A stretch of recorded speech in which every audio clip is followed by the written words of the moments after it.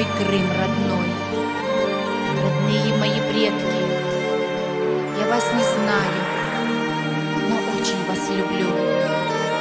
Аллах, один лишь знает Он, как я тоскую по каждому клочку земли. И слышу я, куда меня мой долг зовет, писать о музыке родной и уходящей вечной